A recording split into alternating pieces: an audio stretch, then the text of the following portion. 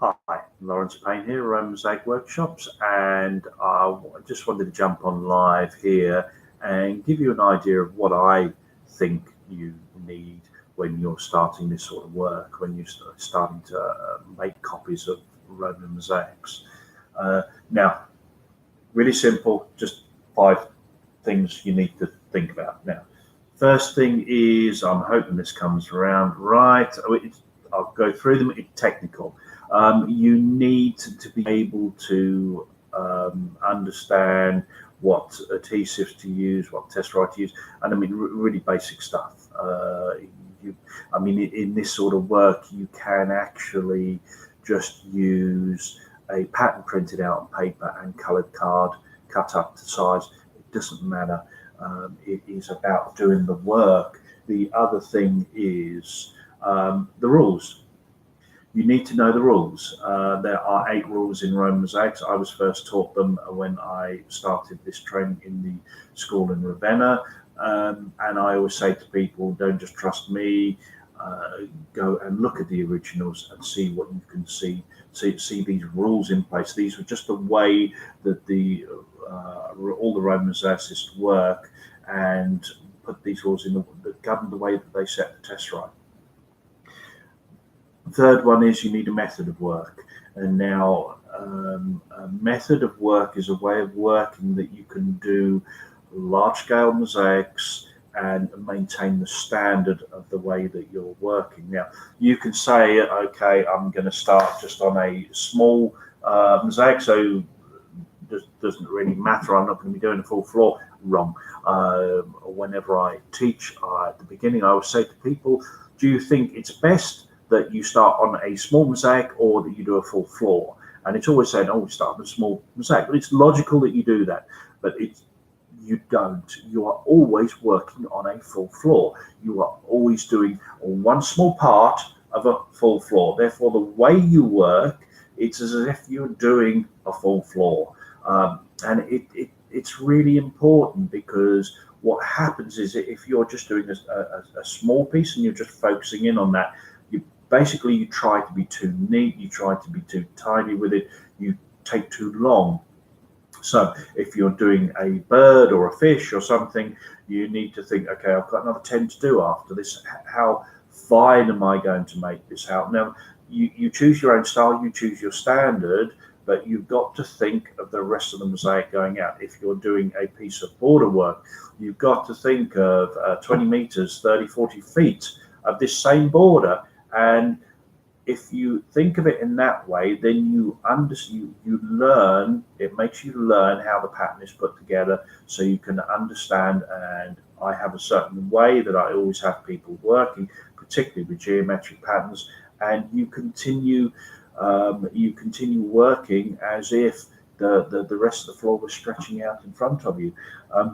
So this is that method of work. So get your stuff. Doesn't matter what it is. Cut up card is fine. You need to just be able to get on and do the work. The more you do, the better you get. You need the rules. You need to understand these 8 rules. You need to understand how to implement them. The method of work, the one that fits in as if you were doing a full floor. You need a couple of patterns to start with. Fairly straightforward ones that teach you something specific. I've archived a whole load of the mosaic kits that I had, and I've now cut down everything to these. You can see it there, wave border pattern and a flower, because there are things in there, there are specific things in there, and that's all you need to start off with. Then you start building up on it. But if you've got too many to do, it can just get too confusing. And so you need a couple of patterns to start with. If you can do them more than once, great. That's a real help, because it's not so much how the mosaic you're working on is, how good that mosaic is. It's how good the next one is with what you've learned from the first one, and so on and so on, all the way up. So have those 2 patterns. Now, this ties in very well with the pathway. You need a pathway. You need when I'm teaching, I always say to people, you are taught as if you've come to work for me and you're going to be just working for me in the next 10 years and doing nothing else. So you're always taught that same way. It doesn't matter if they're not going to do another mosaic again. They're always taught as if they're going in for those 10 years of work.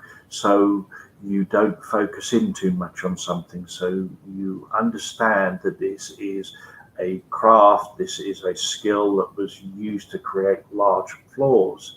So, in brief, you've got the technical details. Cut-up card is fine. Whatever you can get your hands on. If you can get a kit, fine. That you can learn the rest of it as you go on. But to make that mosaic Roman, whatever the material is, you need to know the rules. You need these 8 rules. I tell people, don't believe me, look at them, see them in the originals. You need a method of work as if you're working on a full floor, because the effects of this you can see if you look at a Roman mosaic, you look at the originals, and there are things there where you think, well, why did they do that? Why didn't they tidy that up? Why didn't they go back and redo that? It's all to do with this method of work. That's doing large-scale floors. You need a couple of patterns to start with. A figural piece, something, and a geometric piece. That's all, and then you can always add on from there. But these patterns need to be part of a pathway, so you understand where you're heading and what you're trying to get out of it. So, thanks very much. I hope this has been useful. If you have any comments, you can drop them down below. Thanks very much.